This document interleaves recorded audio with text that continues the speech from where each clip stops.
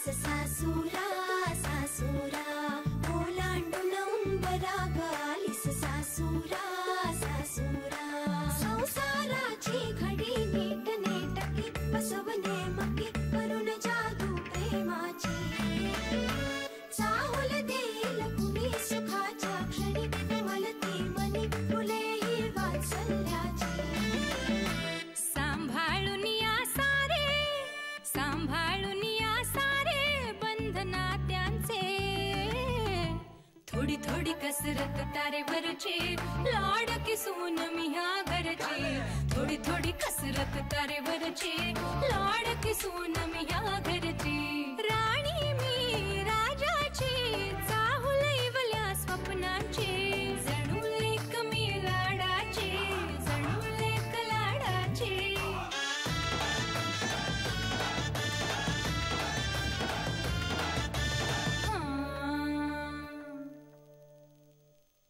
साधारण एका घरातले लोक एकसारखं वागतात ह्यात काही नवल नाहीये। ती आई आपल्याकडे येऊन गेली तेव्हा कशी वागली होती माहितीये ना आपल्याशी? तो विषय संपलाय बेबी, पण मनातनं नाही गेलेला आई,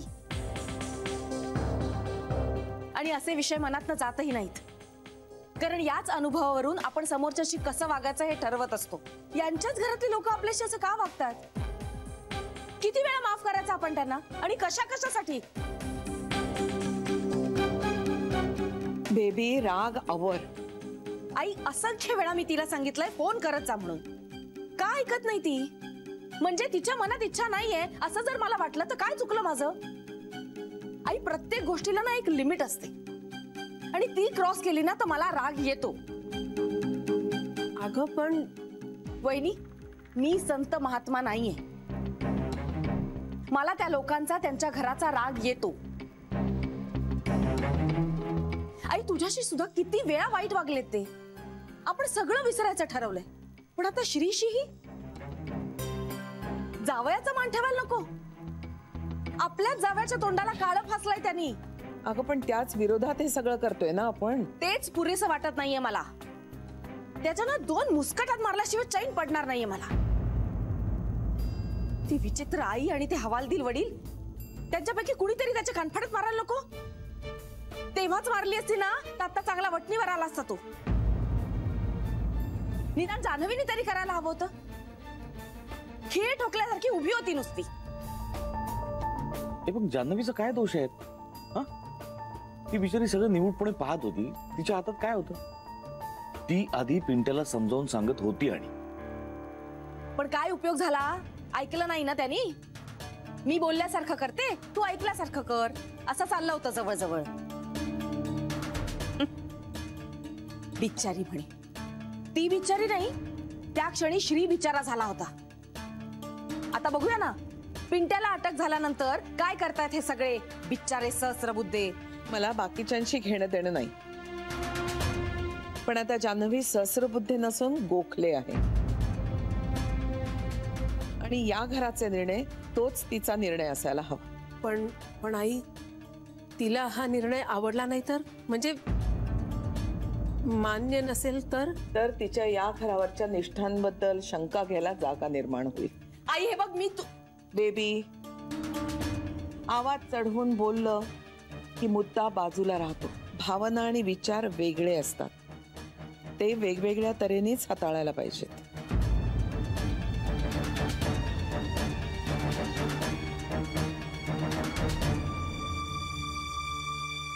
आई तू आता चर्चा पुरे, मी पडते जरा। नाही, तू बरी आहेस ना? तेच तेच बोलून आणि ऐकायला लागून दमायला होतंय, मी पडते, तुम्ही जा आता। मी थांबते ना तुमच्या जवळ इथे? नको, काही लागलं तर बोलवीन मी। बरं, मग काढा आणून देऊ तुम्हाला? आत्ता आणते।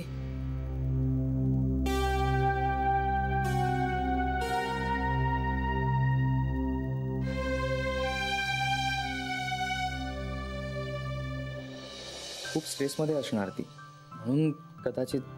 ए मनीष, तुला माहितीये माझी ताई जेव्हा प्रेग्नंट होती ना तेव्हा तिला असंच होत होतं, काहीतरी विचित्र। गीता, जान्हवी आता कोणत्या परिस्थितीत आहे? कोणी आजारी पडेल गीता? ती आता ज्या वातावरणात आहे त्याचा त्रास होतोय तिला. जान्हवी स्ट्रॉंग आहे मनीष. यापेक्षा जास्त स्ट्रेसही तिने सहन केलाय. एवढी डल नाही झाली ती कधी. अगं पण त्या आणि आत्ताच्या परिस्थितीत फरक आहे गीता. आत्ता तिचं माहेर वर्सेस सासर असा डायरेक्ट संघर्ष होतोय. ती हे सगळं पेलू शकते मनीष, पण तिचं आत्ताचं बरं नसणं वेगळं आहे. मला तर वाटतंय की ती प्रेग्नंट आहे. चल ग, काय बघ तू. बरं बघू आपण बघू. आणि काहीही झालं तरी आपल्याला तिची काळजी घ्यायची आहे. आपण सगळे तर तिची काळजी घेऊच, पण मी सुद्धा इथे व्यवस्थित काळजी घेईन तिची. गुड. आणि ऐक, एक्साइटमेंटच्या भरात तिला जाऊन विचारू नकोस, जान्हवी तू प्रेग्नंट आहेस का ग, असं प्लीज. मला तेवढं कळतं. कळतं? हो कळतं. तिलाही कदाचित आत्ता जाणवत नसेल, पण मी माझ्या ताईच्या 2 प्रेग्नन्सीज पाहिल्यात, त्यामुळे माझा अंदाज चुकूच शकत नाही. बर.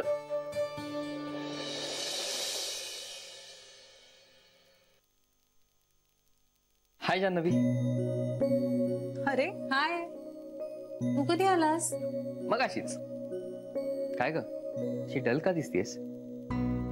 बरं नाहीये का? ऍसिडिटी वाढलीये बहुतेक. नेहमीच, तुला तर माहितीये. काळजी घे आणि औषध घे वेळेवर. तू इथे कसा अचानक? मी सहज असंच. सहज? हो. आता बायकोशिवाय अजिबातच करमत नाही. असं काही नाहीये. काय तू पण.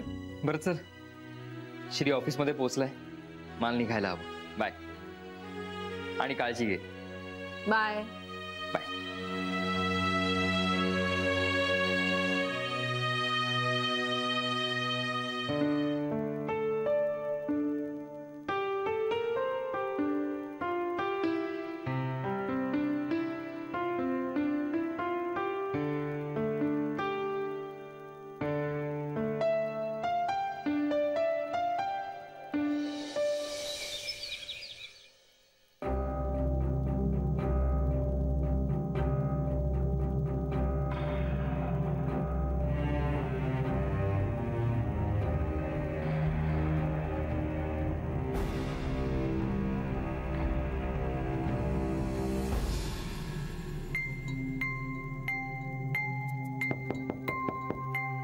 Yes, come in.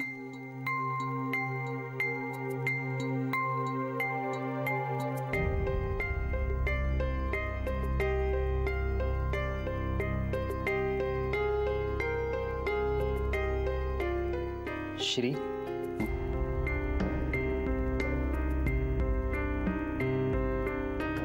मनीष, नाही तू ऑफिस मध्ये आल्याचं कळलं म्हणून तुला भेटायला आलो.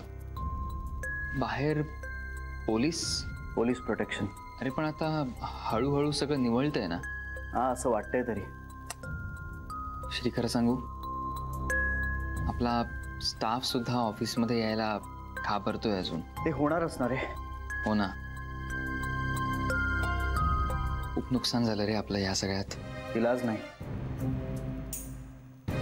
जान्हवीला भेटलो होतो आज.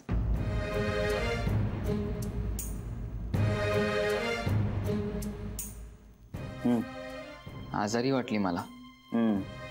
स्ट्रेस मध्ये वाटली मला ती. घरात कोण स्ट्रेस मध्ये नाहीये. हो, तेही आहेच म्हणा.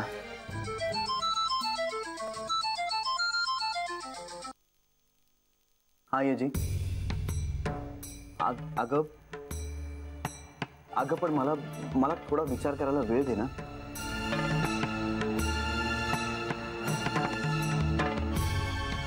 ओके. काय झालं? IAGला FIR नोंदवायची पिंट्याच्या विरुद्ध. मग काय? नाही, तू काय ठरवलंयस? मला काहीच कळत नाहीये. म्हणजे घरातले सगळे पिंट्यावरती चिडलेले आहेत. बरं, आणि मी सुद्धा काही पिंट्याच्या वागण्याचं समर्थन करत नाहीये. पण मी काय लगेच जाऊन त्याची कंप्लेंट करणार नाही. पण IAG मात्र नक्की करणार, अगदी कुठल्याही लेवलला जाऊ. पण मग तुला काय वाटतंय? मला ना सध्या काहीच वाटत नाहीये. ब्लँक झालोय मी. श्री, जान्हवीशी तू ह्या बाबतीत बोललायस? नाही, का? गरज नाही वाटली. श्री, अरे सगळं ना खूप विचित्र होऊन बसलाय. नाही, ते स्वाभाविकच आहे. पण श्री, ही एक फेज आहे, निघून जाईल नक्कीच. या, आय होप सो.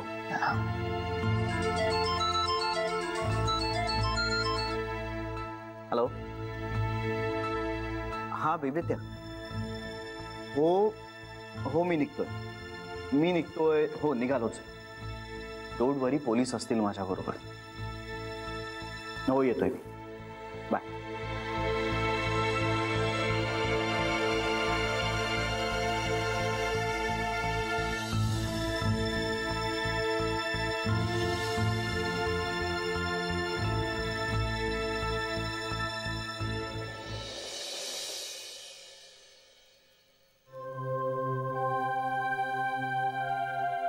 अजूनही डोकं दुखतंय का?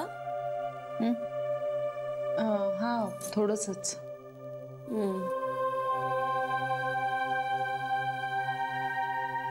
अगं, ताप आहे तुला अजून? अगं हो, असं कधीतरी होतं माझं. ठीक आहे, जाईल. चल, मी तुला डॉक्टरांकडे नेते, आपल्या घराजवळच्या. अगं गीता, इट्स ओके, एवढं काही नाहीये. आणि मी जरा एवढं काम पूर्ण करते आणि जाते. उद्या कर ना, हे काय एवढं महत्वाचं नाहीये. हो ग, मना ते साचत जातं. बघ, मला असं वाटतं की तू घरी जावस आणि आराम करावास. सगळे गेलेत अगं.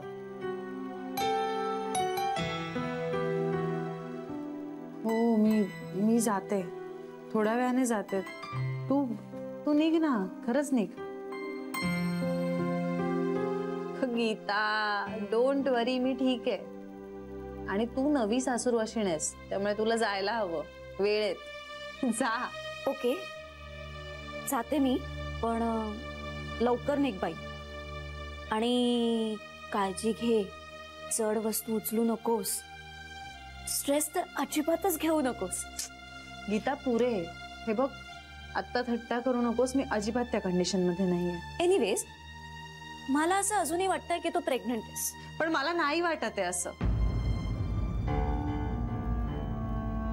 Okay, fine, bye, take care.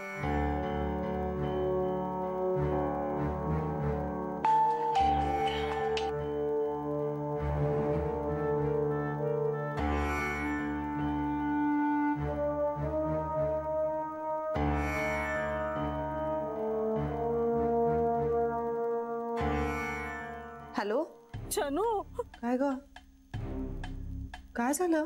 Chanu, Pintya. त्याला काय झालंय? चनू, पिंट्याला यांनी घराबाहेर काढलं ग. म्हणत होता माझं चुकलं, मला माफ करा म्हणून. चुकलं, पण पुढच्या पोराला असं कोणी वागवतं का? सांगा, इतके कसे हे दगडाच्या काळजाचे? कुठे आहे तो? काय माहित ग. अगं, कधीचा गेलाय, कुठे गेलाय, काय काही कळतच नाहीये मला. माझा फोनही उचलत नाहीये तो. आता मला सांग, ह्याने डोक्यात राग घालून घेतली आणि जीवाचं काही बरं वाईट केलं तर मी कोणाच्या तोंडाकडे बघायचं ग? आई, हे बघ, तू रडू नकोस. तू जरा शांत हो. बघू, कुठे आहेस तू आता, मला सांग. मी रस्त्यावर आहे ग. मी शोधते त्याला, पण मला कळत नाही मी कुठे जाऊ. हे घरात चिडून बसले आणि हा घर सोडून गेलाय. मी कुणाच्या तोंडाकडे बघायचं ग? या मधल्यामध्ये माझं मात्र मरण झालंय. काय करावं ना, काही सुचत नाहीये ग मला. हे बघ, सुचेल. तू जरा शांत हो. बघू, सगळं सुचेल. कसं सुचेल म्हणतेस तू? जानू, पोलीस कंप्लेंट करू काय ग? Police complaint?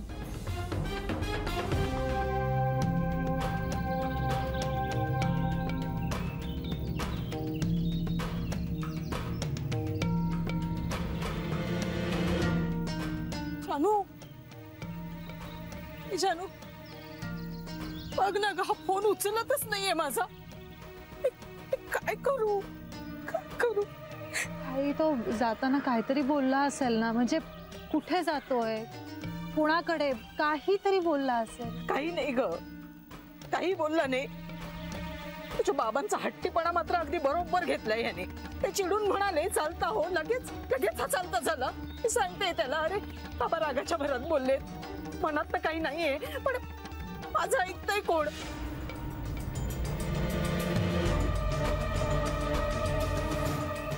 चालू तुझ्या फोनवरनं फोन लाव ना त्याला, लाव ना.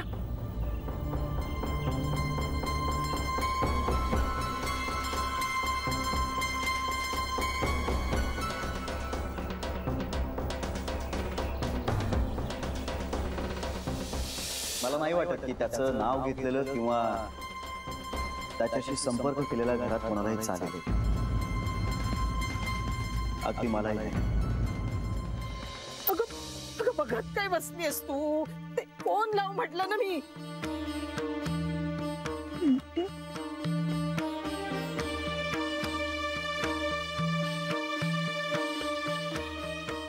लागलाय तुझा फोन, तो नक्की उचलेल.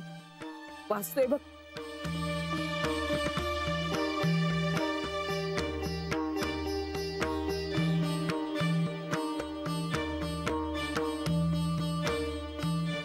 कुठे असतो पिंट्या?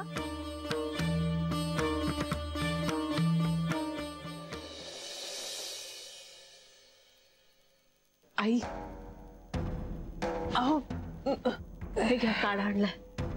मगाशी मी येऊन गेले 2दा 3दा, पण डोळा लागला तर म्हणून हाक नाही मारली तुम्हाला.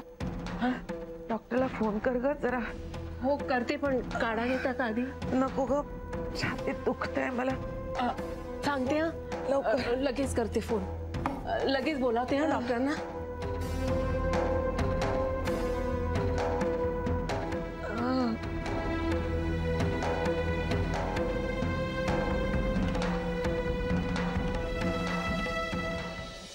ताई, ताई तू रागावलीस ना? ताई नको ना ग रडू प्लीज. हे बघ, हे बघ, मला मान्य आहे माझं चुकलं. जीवाला घाबरलास तू? माझ्या नाही, बाबांच्या आणि भाऊजींच्या. अरे काहीतरी सांगायचंच ना पिंट्या, बोलायला हवं होतंस. ताई, ताई मी खूप घाबरलो होतो. पिंट्या माझ्याशी बोलू शकला असतास तू. ते किशोर साहेब आहेत ना, त्यांच्या ओळखी फार बरपर्यंत आहेत का? ताई मला मान्य आहे माझं चुकलं, मी असं नव्हतं वागायला हवं होतं. पण ताई त्यावेळेला मला जीव वाचवणं महत्वाचं वाटलं. आणि बाबा मला म्हणाले होते, पिंट्या बाबा जीव महत्वाचा आहे. गेलेली नाती, माणसं, मान सगळं परत मिळवता येतं. अरे ते स्वतःच्या जीवाबद्दल बोललेले असणार. हो, बाबांना फोन केला होता मी. त्यांना सांगितलं होतं की मला जीव द्यावासा वाटतोय. पिंट्या, अरे तुटलेली नाती पुन्हा जोडली ना तरी गाठी राहतात. राहू दे ताई, पण तुझा संसार, बाबांचा जीव, ह्यापेक्षा मला माझं नातं त्यावेळी मोठं नाही वाटलं ग. ताई तू श्रीरंग गोखलेंची बायको आहेस. अरे पण तुझी बहीण पण आहे. हो, पण मी केलेल्या पापात तू मानकरी नाहीयेस. असं नसतं रे पिंट्या. ताई म्हणजे नाही, ते महत्वाचं नाहीये. तुम्हाला सांग, बाबांना का नाही सांगितलंस? खूप घाबरला होतास ना? बाप रे.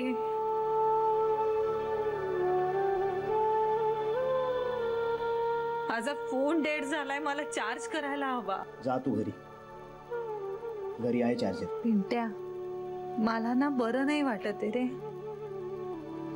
त्याचा पण जबाबदार मीच आहे ताई. तू चल आधी घरी चल. ताई नको. पिंट्या प्लीज. ताई बाबांना त्रास होईल. तू नाही आलास तरी तो होणारच आहे. त्यांनी मला घरातून जा म्हणून सांगितलं. अरे मग आता मी सांगते ना चल म्हणून. ताई बाबांना त्रास होईल मी आलो तर. पिंट्या हे बघ, माझ्यात ना बोलायचंही त्राण नाहीये. मला खूप त्रास होतोय. मला खरंच बोलवतही नाहीये. प्लीज चल घरी. ताईडा, आई अगं ताप आहे तुला. सगळं नीट झाल्यावर जाईल तो. तू चल आधी चल.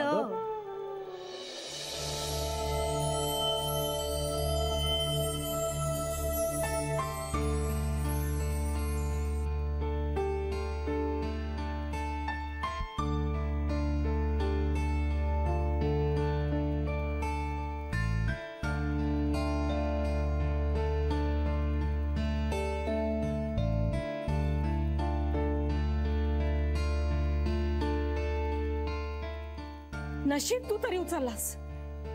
अरे तू तू लवकर घरी ये, जरा प्रॉब्लेम झालाय. आईची तब्येत बिघडली आहे. लवकर ये.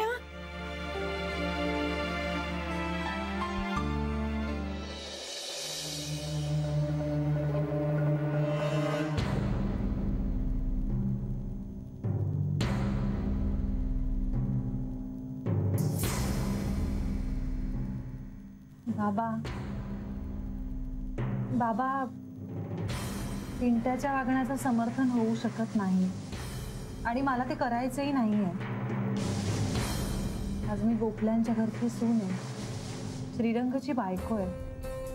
असं असताना पिंट्या जे काही वागलाय त्यासाठी खरं तर मी त्याला कधीच माफ करायला नको, आयुष्यात माफ करायला नको.